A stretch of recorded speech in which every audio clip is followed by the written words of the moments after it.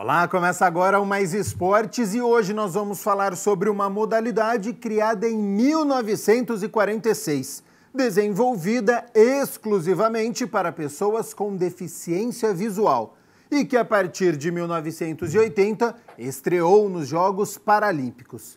E recentemente em Tóquio, o Brasil conquistou pela primeira vez a medalha de ouro. Hoje vamos falar sobre goalball com o Alessandro Tozin, treinador da seleção brasileira desde 2009 e a partir deste ano conquistou tricampeonato dos Jogos Parapan-Americanos, Guadalajara 2011, Toronto 2015 e Lima 2019, bicampeão mundial na Finlândia 2015 e na Suécia 2018, em Jogos Paralímpicos, medalha de prata em Londres 2012, bronze no Rio 2016. Além deste ouro já citado, na parte acadêmica é doutor em Educação Física pela Unicamp, professor. Então, Alessandro, como é que você define este momento que o goalball está vivendo pós-conquista de uma medalha de ouro paralímpica? Seja bem-vindo ao Mais Esportes. Olá, é um prazer estar aqui, poder falar um pouquinho da modalidade que a gente tanto ama, né? E a gente precisa desse momento, esse momento de divulgação cada vez maior para a modalidade, e está sendo um momento maravilhoso. Justamente pelo fato de a gente ter a parte triste da Paralimpíada, que é não ter uma torcida, não ter público nos estádios, nos ginásios, nos estádios, mas nós tivemos a transmissão de todos os jogos da seleção brasileira masculina e feminina de goalball. Então a gente está compensando, né, porque garante que o número de espectadores foram muito alto que assistiram o goalball e conheceram a modalidade, que acho que é o ponto primordial, que a gente fica muito feliz com isso. Sem sombra de dúvidas, né? Essa visibilidade a gente sabe que é muito importante, por isso que a gente está abrindo espaço aqui na TV Câmara Campinas. Daqui a pouco eu quero mais detalhes sobre a modalidade, sobre a conquista, a medalha de ouro lá em Tóquio, dúvidas sobre as noções espaciais, a comunicação, referência para os atletas, estratégias, investimentos, que a gente sabe que é algo muito importante. Mas antes eu quero saber sobre a sua trajetória. Você se formou em 2000 em Educação Física, em 2001 uma especialização em Atividade Motora Adaptada. Desde quando você tem interesse em esportes adaptados, Alessandro? Na verdade, eu costumo falar para o pessoal nas palestras, né, que o bonde passou na minha porta e eu pulei para dentro, né? Tá. Justamente pelo fato, no ano de 1998, eu estava cursando Educação Física e uma professora foi dar uma palestra sobre um programa de esportes para pessoas com deficiência que a gente tem aqui em Jundiaí, que se chama PEAMA. E durante essa palestra, ela comentou justamente que precisava de um professor de karatê. E eu sou karateca de formação, né? Legal. E aí eu rapidamente falei, opa, acho que eu vou embarcar nesse negócio aí. E 2 semanas depois eu já estava dando aula de karatê para mais ou menos 10 pessoas com deficiência visual. Foi o começo da trajetória. Aí em 2001 eu fui fazer especialização em adaptada, lá eu conheci o goalball. E a partir disso eu cheguei para os atletas que praticavam karatê e comentei com eles. Falei, olha pessoal, conheci uma modalidade nova, o que vocês acham da gente começar? E nós começamos brincando mesmo. Tá. Brincando. E aí, muitos dos atletas eram jogadores de futebol amador, né? Então, o implemento bola é muito atrativo. Foi naquele momento para eles, né? E aí, o grupo tinha uma característica competitiva e aí nós começamos a competir na modalidade.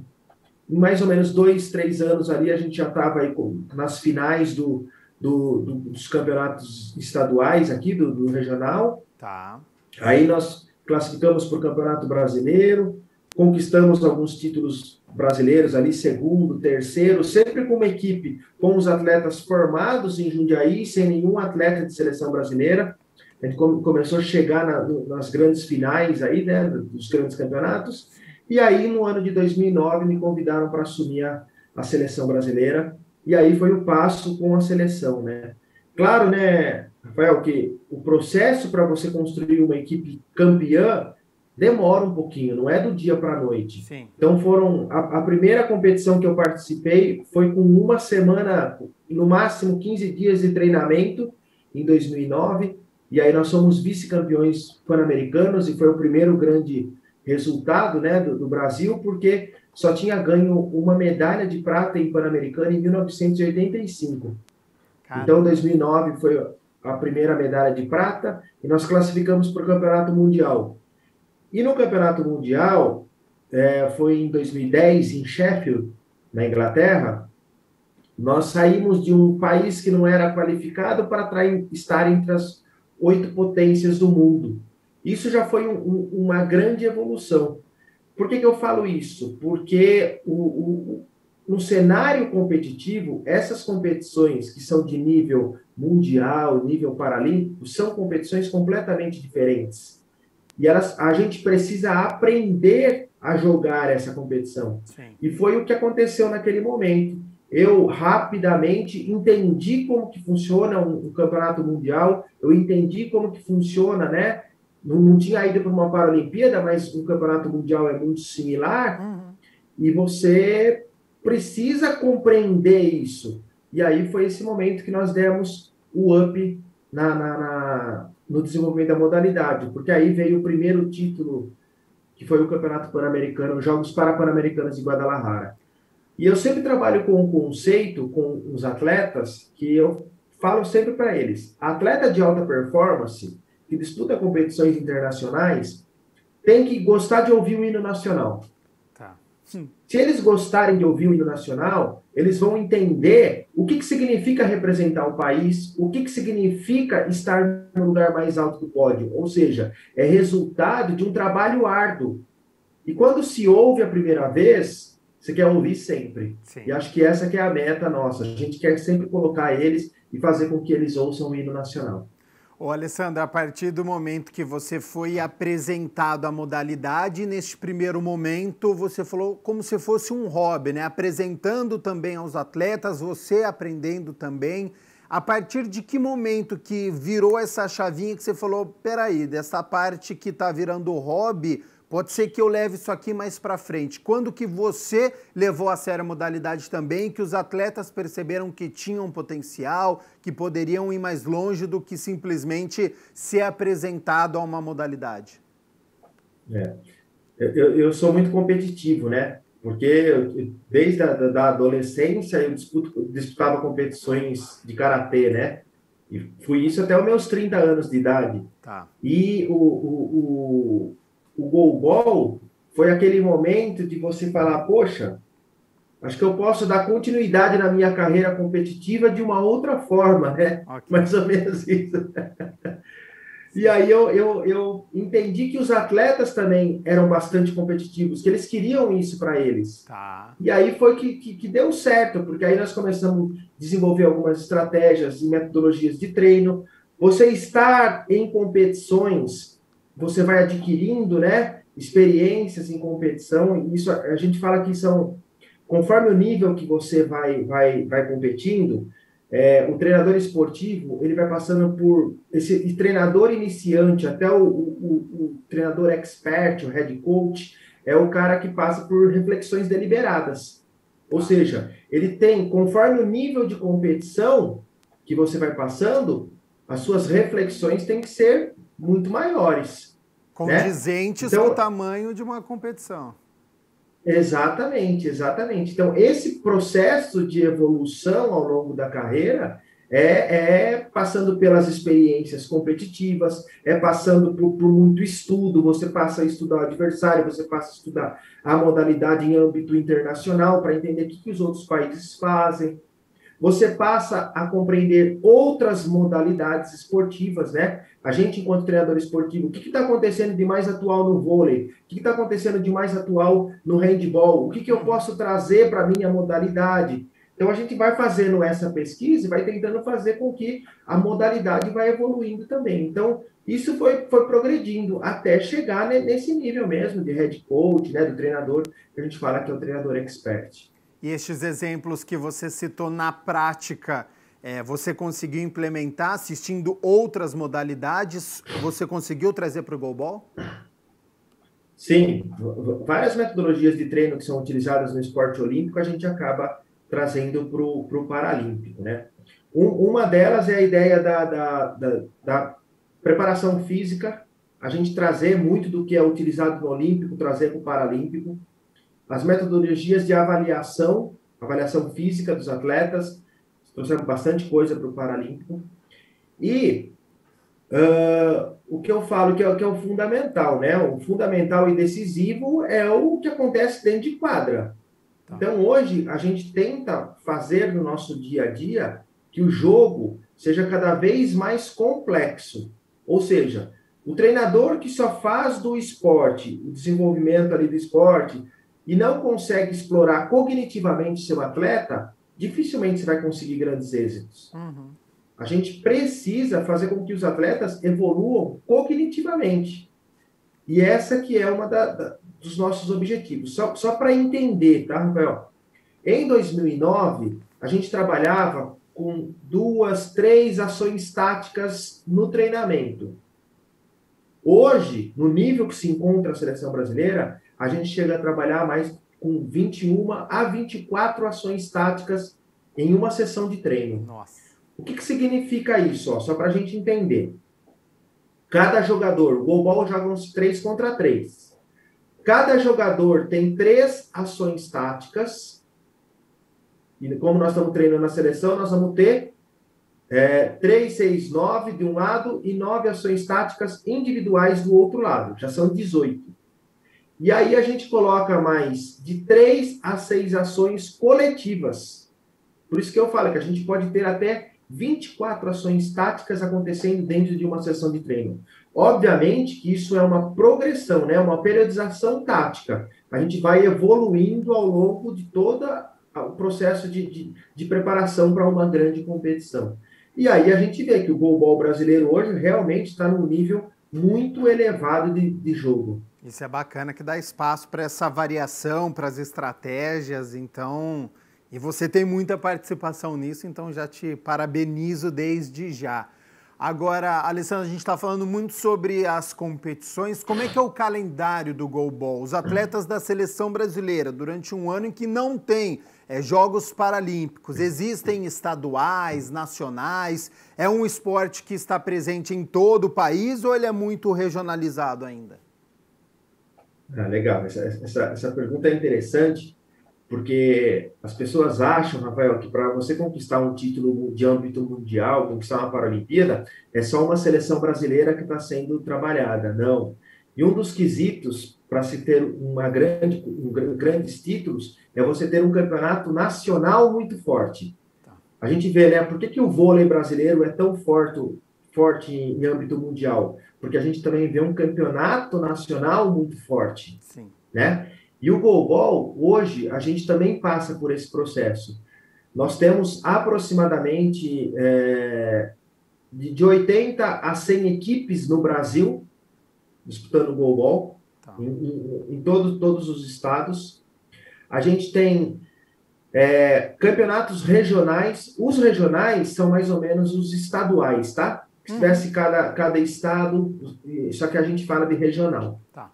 Dos regionais, nós temos Campeonato Brasileiro Série A e Série B. Legal. Então, na Série A, nós temos 12 equipes.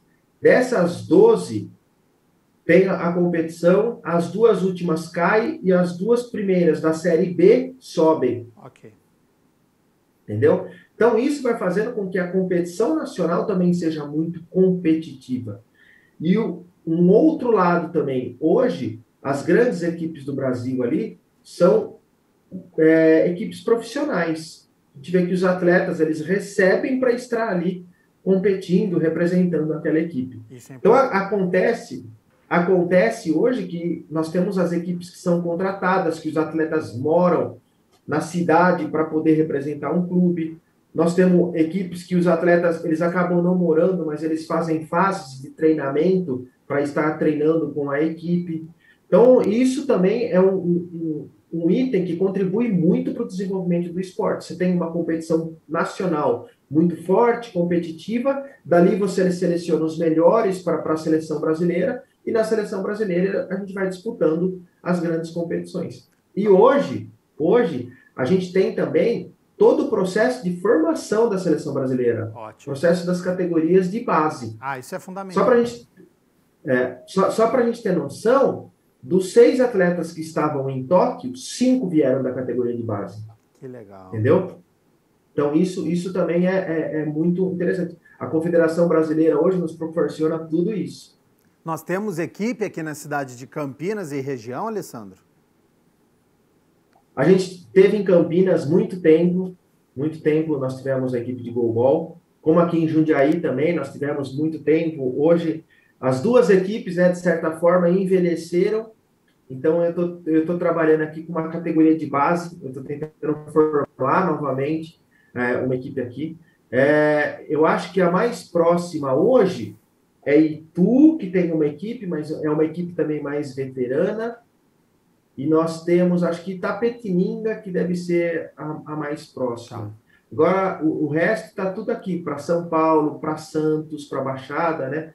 A gente encontra bastante equipes ali. Sobre a modalidade, para quem está nos assistindo, nunca assistiu uma partida de goalball ou tentou acompanhar pelos Jogos Paralímpicos, não entendeu muito bem. Você já falou que são 3 atletas. Agora, o que são os alas? Da esquerda, da direita, o pivô? Como é que é o tempo de jogo? Legal. Então, primeiro a gente entender que dos esportes paralímpicos, o goalball é o único que é criado para pessoa com deficiência. Tá? Todos os outros, eles são adaptados. Tá. O goalball foi criado. Ele foi criado por um austríaco e um alemão, Hans Lorenz e Seth Heidel, com o intuito de reabilitar pessoas que adquiriram a deficiência visual no período de guerra. O jogo é disputado numa quadra de voleibol, e essa quadra é dividida em 3 áreas. Então, vamos pensar, tem a rede do vôlei no meio, né? Uhum. A linha dos 3 metros é a área neutra, 3 metros para trás é a área de lançamento, e os primeiros 3 metros lá é a área de orientação, onde os atletas se orientam para defender. A bola, ela tem 1,250 kg, é pesadinha, e tem 3 guizos dentro. Tá. E ela tem que bater antes da área neutra, de lançamento.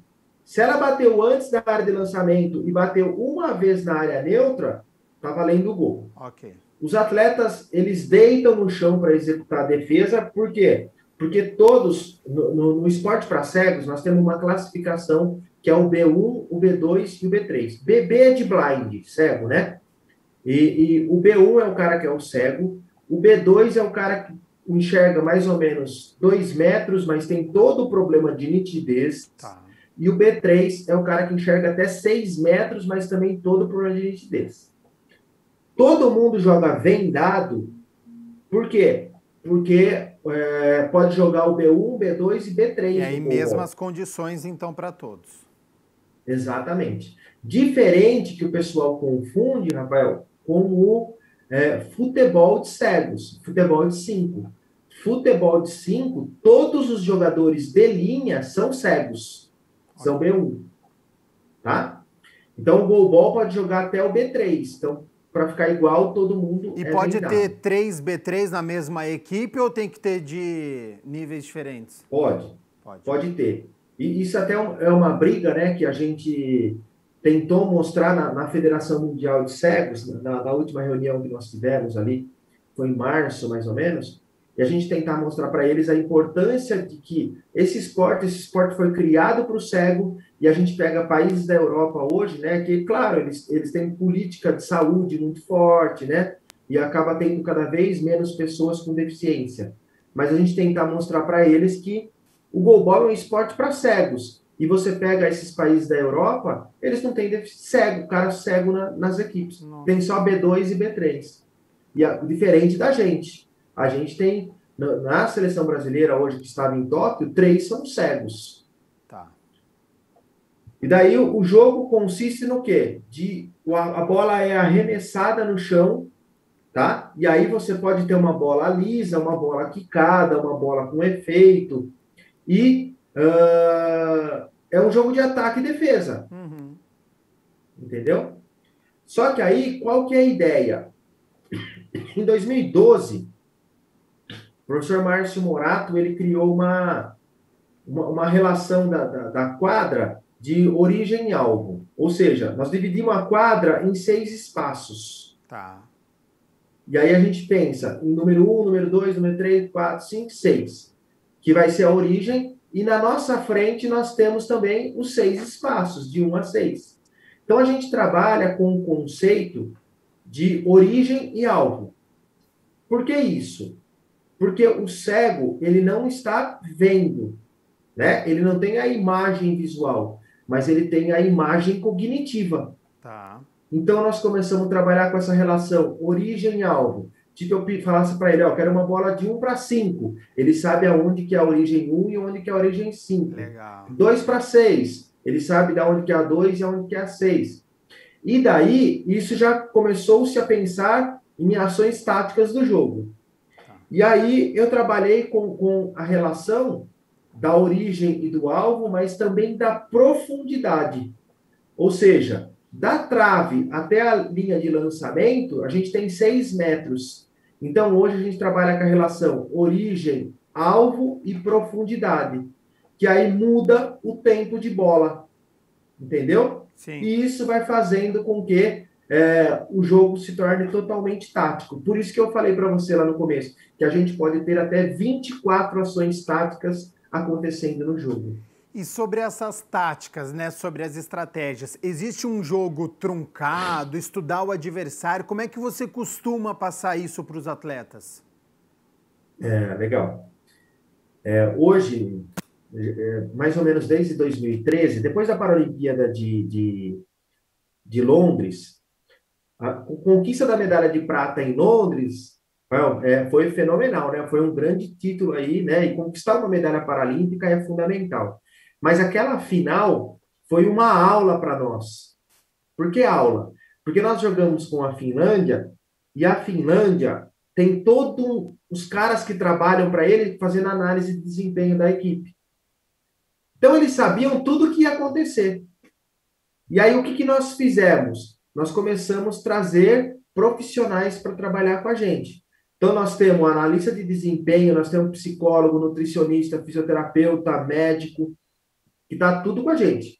Então, a gente analisa uma seleção e, a partir dessa análise, a gente constrói as nossas ações para o treinamento. E quando a gente está na competição, aí a gente já tem essa relação direta, né? O analista de desempenho está na quadra, fazendo análise do jogo, me mandando informações e eu já vou construindo as ações táticas. Olha, essa equipe faz tal bola. Beleza, então a gente precisa ajustar um pouquinho a defesa aqui, que a gente não vai tomar esse gol. Então a gente vai trabalhando com esse conceito com eles. Legal. Então, só para a gente ter noção, como análise de desempenho é um ponto importante hoje no esporte de alta performance, que a gente, quando começa as fases de treinamento, de preparação para uma competição, nós vamos ter mais ou menos 40, 50, 60% de bolas no alvo, que é justamente a bola que eu solicitar, ele consegue executar. Quando a gente chega próximo de uma grande competição, a gente está falando em média de 80% a 85% de bola no alvo. Isso para um cego é muito alto. É muito alto. É sinônimo é sinal de performance esportiva. E quando a gente chega nas fases finais das grandes competições, a gente está fazendo análise, a gente chega na média de 90 a 95% de bola no alvo. Ou seja, de cada 10 bolas que ele arremessa, ele acerta 9 no alvo. É muita coisa. É muita coisa. Quais são os requisitos que um atleta precisa ter? É muita agilidade, é concentração, é a noção espacial onde cada atleta está? Tá. Hoje a gente trabalha com alguns conceitos, né? Principalmente dos atletas que vêm da categoria de base. Hoje, para o esporte de alta performance, Rafael, o cara que é pequenininho, ainda mais para uma modalidade como a nossa, que necessita de ocupação de espaço, o cara pequenininho, ele tem que ser muito, mas muito bom. Tá. Né? Não tem que ser pouco bom, não. Tem que ser muito bom. Não é fácil. Mas alguns requisitos, né? Pelo menos estatura de 1,70 m, que a gente considera aí uma estatura que a gente vai ter uma boa ocupação de espaço. Ok. A relação com o treinamento, muitas vezes a gente não fica analisando tanto isso nele, numa competição. Por quê? Porque se o cara está competindo, ele já está mostrando algumas qualidades para nós, a gente sabe que esse cara, se chegar para a seleção, ele vai conseguir dar uma grande evoluída. E é isso que a gente vai fazendo no dia a dia. Por quê? Porque lá a gente vai mostrar para ele como que funciona um dia de treinamento de alta performance. Tá. Que são sessões de treino de 1h30, que vai ter 1h30 de manhã, treinamento com bola, 1h, 1h30 de treinamento físico e mais 1h, 1h30 de treinamento com bola. Ou seja, uma média de 4h30. Nós vamos fazendo com que ele vá melhorando taticamente, evoluindo técnica e taticamente, né? E o cara vai entendendo esse sistema. E aí, depois que ele passou por essa fase, a gente vai falar para ele, ó, agora você tem que fazer o dever de casa, você tem que estar na sua casa treinando para voltar aqui. E aí, isso vai fazendo com que o que está sendo trabalhado numa seleção vá sendo transferida para o clube.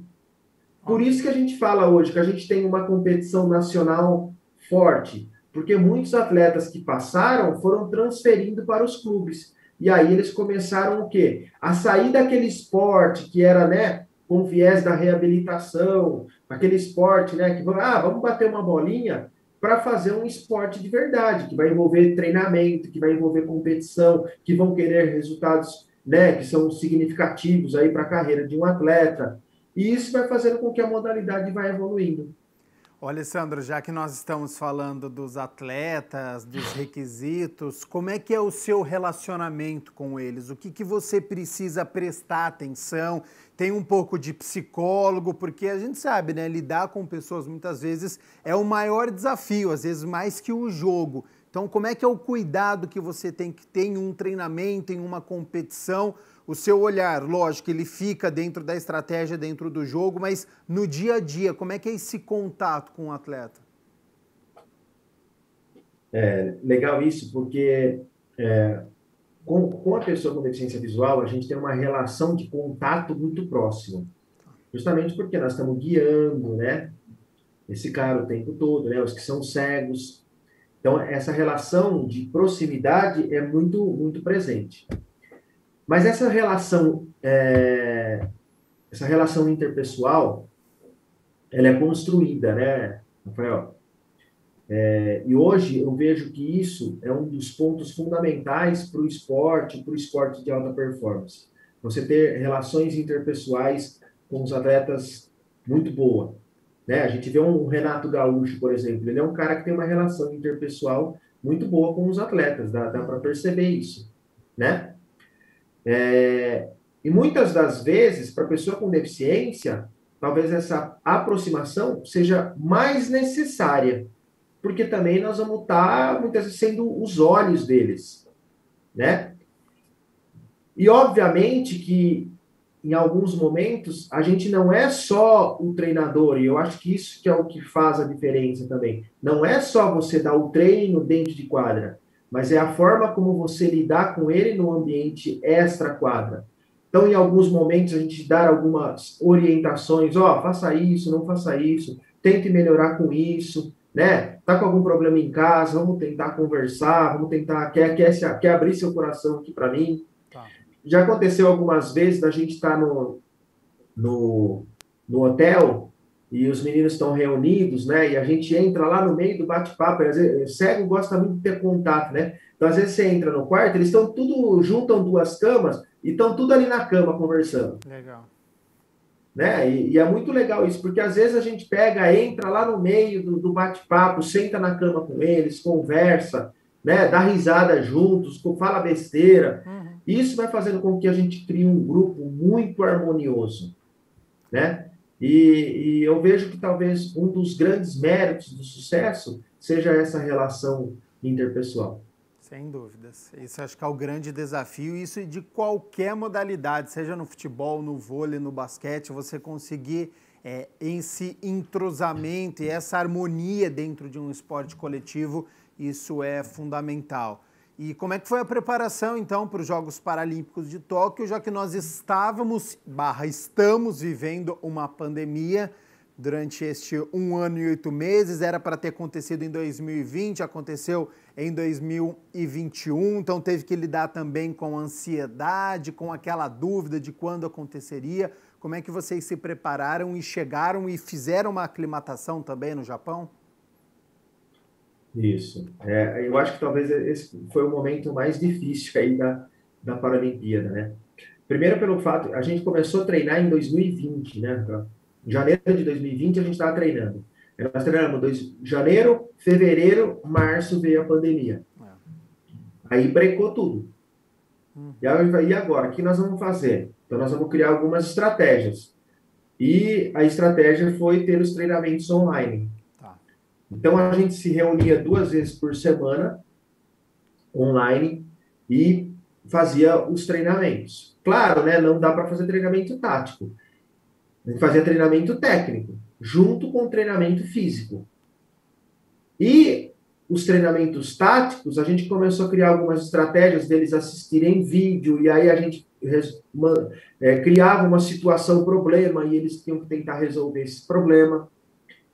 E nós ficamos praticamente o ano todo dessa forma.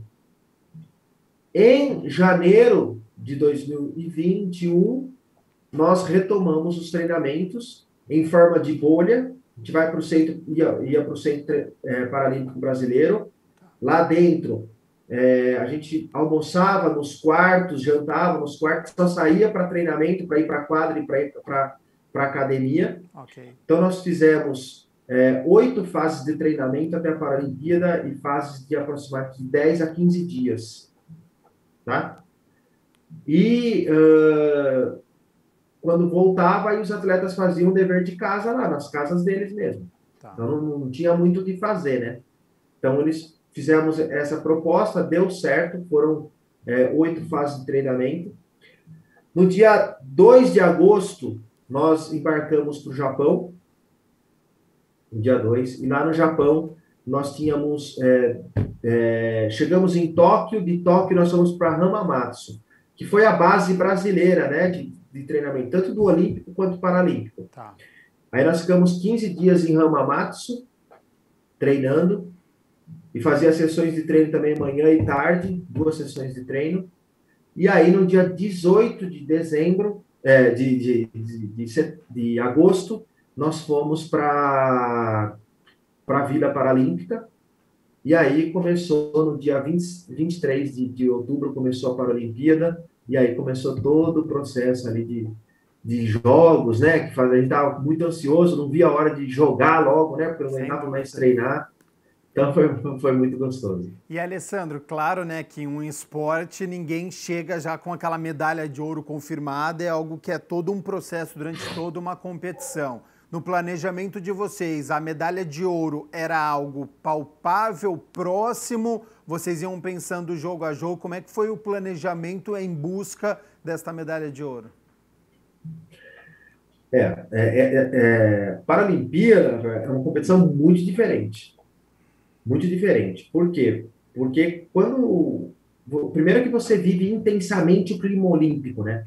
Você estar numa Olimpíada, numa Paralimpíada, você vive intensamente aquilo, que é muito gostoso, né? E só quem está lá vai saber o que é isso, né? E esse nível de competição é uma competição que não dá para a gente falar, qual vai ser o campeão? Tá. A gente saiu daqui do Brasil falando, cara, nós vamos ser campeões. Okay. Não vai ser fácil, mas nós vamos ser campeões. Por quê? Porque esse nível de competição também não envolve somente treino. Você tem que estar muito forte mentalmente. Você tem que ter um grupo muito forte mentalmente, que você vai falar, cara, aqui vai ser difícil ganhar. E a gente tem isso. A gente tem um grupo muito forte mentalmente. Só que também esta competição, ela passa por processos. Não é do dia para a noite que você vai ganhar uma medalha de ouro paralímpica.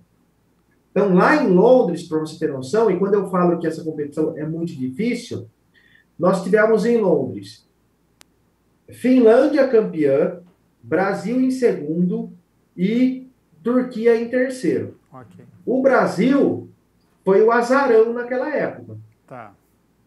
Certo? Se você pegar o Rio, nós tivemos Lituânia campeã, Estados Unidos vice e Brasil em terceiro. Os Estados Unidos foi o azarão. Ok. Tudo bem? Porque Lituânia, apesar de não estar no primeiro pódio, é uma equipe muito forte. Tá. Estados Unidos, apesar, né, estava fora da Paralimpíada de Londres. Mas aqui ele foi o azarão.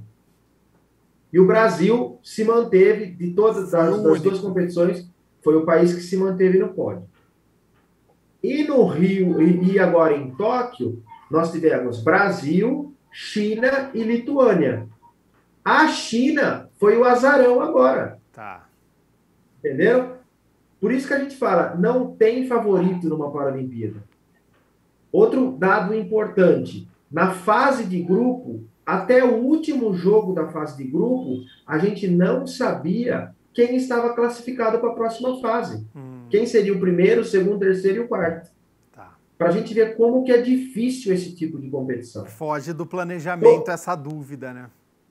Exatamente. Todas as seleções que chegaram, todas, tiveram pelo menos uma derrota na competição. Alessandro, infelizmente a gente já está chegando ao fim do nosso programa, mas sempre quando eu converso com esportistas, com profissionais ligados a modalidades que não são do futebol, do vôlei, basquete, aquelas modalidades mais populares, eu pergunto, após uma grande conquista, como não deixar passar essa oportunidade de divulgar mais o esporte, de atrair investimentos? E no caso de hoje, para a gente não falar sobre o goalball só de 4 em 4 anos, o que precisa acontecer para ter uma modalidade ainda mais forte e com mais visibilidade? A gente precisa de espaços como este. A gente precisa de cada vez mais, né? Que todos os profissionais que trabalham com a modalidade estejam, né, um tempo lá, que há a possibilidade de dar uma entrevista, não perca essa possibilidade. Porque é o momento da gente divulgar a modalidade. O ambiente acadêmico é um ambiente que a gente procura, né, sempre estar falando sobre as modalidades, justamente, né, as modalidades paralímpicas. Por quê? Porque muitas vezes não está tanto na mídia o esporte paralímpico. E a gente vai fazendo com que as pessoas vão conhecendo a partir do momento que a gente aparece, a partir do momento que a gente fala. Eu dou um exemplo. Aqui em Jundiaí, por exemplo, né? Eu, talvez nesses últimos tempos aqui, seja o cara que mais esteja na mídia. Então, todo mundo hoje sabe que é goalball em Jundiaí. Legal. Né? A grande parcela da população sabe que é goalball, justamente pelo fato de eu ser o treinador da cidade, a gente procurar divulgar, né, mostrando os atletas, né? Pô, esse atleta aqui é de Jundiaí, esse atleta aqui joga goalball, a gente colocar eles para fazerem apresentações em faculdades, em diversas ações que são solicitadas. Isso vai fazendo com que a modalidade vai ficando conhecida. Claro que uma mídia televisiva é outra história, né? A dimensão que isso tem é muito grande. Nem a gente faz noção, né, de quanto a gente tem de dimensão disso. Muitas pessoas chegaram para mim e falaram, cara, você tem noção a dimensão que você está hoje?